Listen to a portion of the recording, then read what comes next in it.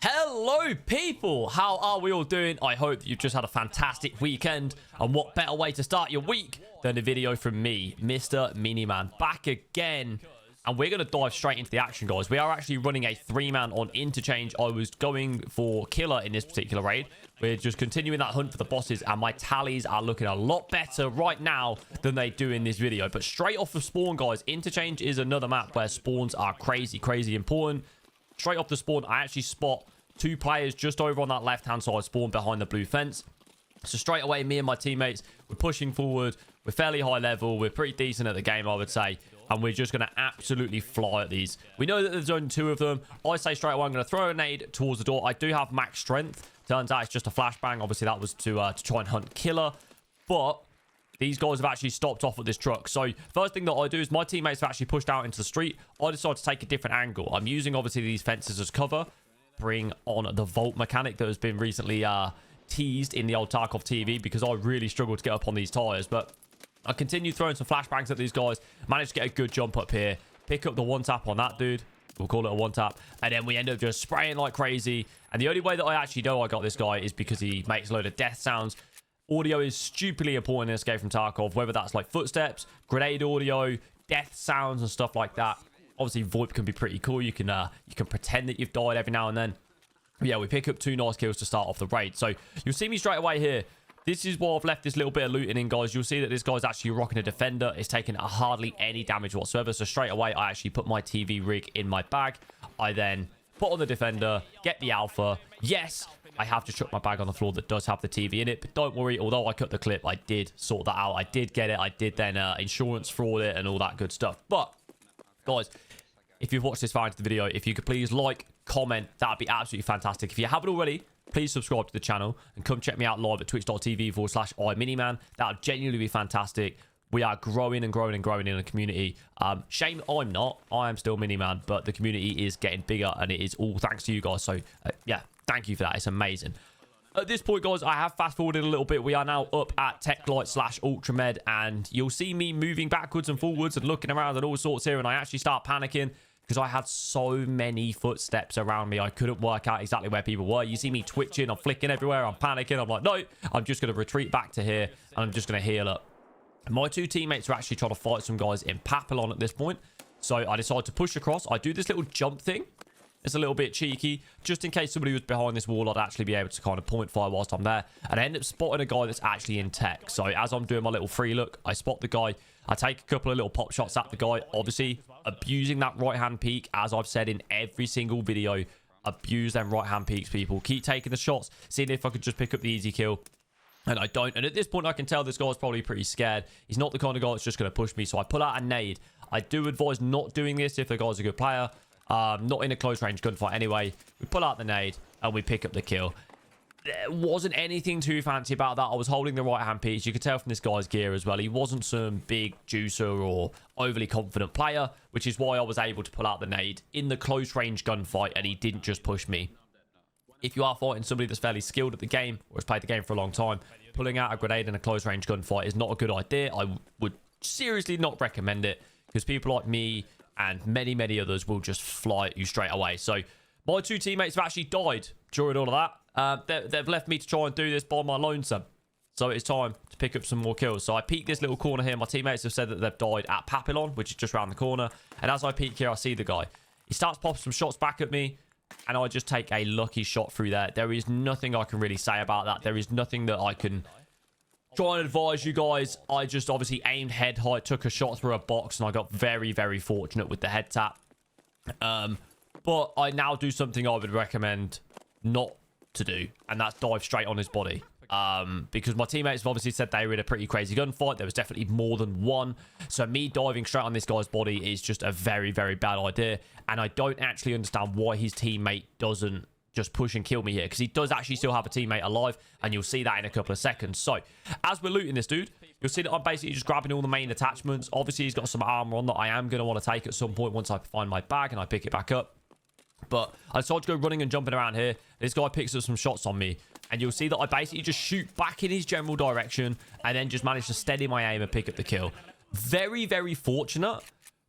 But the main thing to take away from that is the fact that as soon as I got shot at, I basically just snap and just start putting bullets back in the general direction, hoping to get lucky or just to put him under pressure as well. Not just allow him to keep putting the pressure on me, piling gunshots into me, and just having nothing flying back at him. That way, he's got nothing to worry about. But even if I don't know exactly where he is, just putting bullets back in his general direction will actually make him start to panic a little bit. Maybe he'll try and take cover, which will allow me to then retreat, take cover, heal up, etc, etc. The difference was in that particular fight, of course, he actually pushes out and we pick up the kill. Nice. So at this point, it is now just trying to pick up the pieces. Trying to work out, piece that puzzle together. This is something I was actually taught from a close friend and an ex sort of Sherpa and whatnot within Tarkov. Whenever you've had like crazy situations like this and there is a lot of dead bodies, check as many dog tags as you can and try and make sure that like whoever killed each one, you've got the tag for that person. So like that person there, I checked it and my teammate had killed him and I'm like, right, okay, my teammate died. I've asked my teammate, who did you die to? He told me, so I've checked the dog tags that I've now picked up and so on and so forth. I'm piecing the puzzle together to make sure there's nobody left alive. Unless something like this happens, of course, where there's just another random PMC over the complete opposite end. This guy then starts picking up some shots on me that you'll see. And the one thing that you want to pay attention to, lads, is the fact that I position myself between, like, I make sure that I basically get behind that pillar there. That's what I'm trying to say, and I'm struggling to do so, all right, guys, I'm sorry. But yeah, I basically just try and put an object between him and me so he can't get a clear line of sight.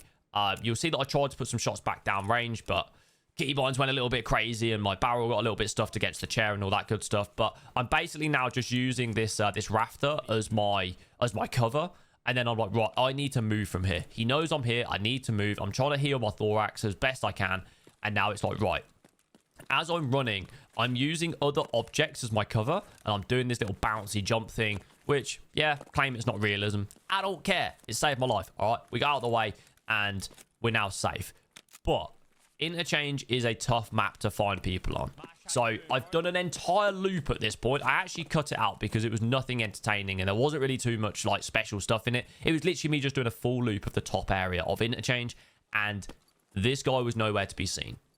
Like, nowhere to be seen. And I now basically do a second lap of going around, checking, looking for him. You'll see that I'm constantly checking the angles, putting my my character's speed of his walk down to the minimal speed so that I can hear more footsteps, I can get a little bit of extra audio.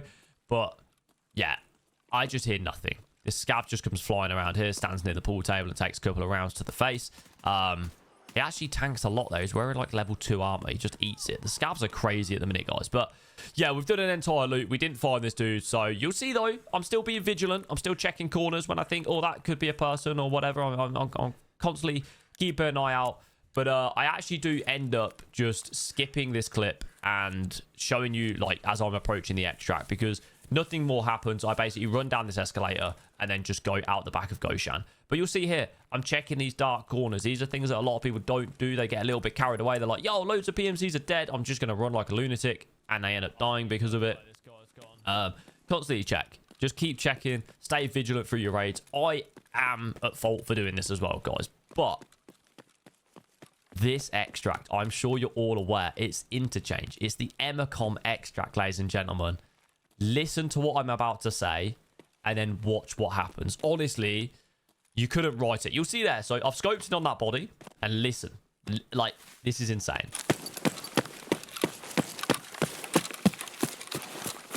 It is time to get extract camp, people. Let's do it. There we go. It is time to get extract camp, people. So even though I'm still checking these angles, checking these bushes, just in case some people are sitting behind here, sitting in the bushes, chilling, waiting, and all that good stuff. And then again, we get shot at. And again, the first thing I do is position myself behind an object to separate the person shooting at me and myself. So it's just a tree, but it's blocking his vision. And again, it's just about like trying to work out the whereabouts of the guy that's shooting at you and just try and make it harder for him to hit you. I'm going to now stand up and just start doing the sprint jump, the free look to see whether I can spot him. Obviously, it's going to be very difficult. He does actually end up picking another shot up on me. But we are just jumping like crazy, trying to get up to this wall. Because I know that once I'm up at this wall, I'm going to be able to push him if I was to want to push him. And it's going to be a lot harder for him to now see me. There's more trees in the way. There's more bushes in the way. I've got these walls as cover. This guy makes a very strange play at this point. He decides to actually push down. So as he pushes down, I just end up using this wall as cover. I ADS, listen for the audio, and he just quite literally runs into my bullets, guys. So again, nothing crazy about this actual kill, but it's the bits beforehand that you want to be paying attention to. How I use the bits as cover, the jumping, the moving, the free look, and all that good stuff. That's what you want to be doing. This guy pushes down, and we just pick up an easy kill. Genuinely, like I say, nothing special here. But this is the next bit that I end up saying in the raid that you want to pay attention to as well, guys.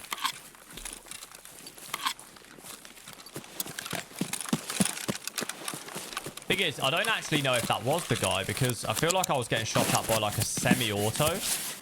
So that there, people, is just game knowledge and the understanding of what the different weapons sound like and things like that. And you'll see there, that's my TV 110 from the start of the raid, guys. I told you I went and got it.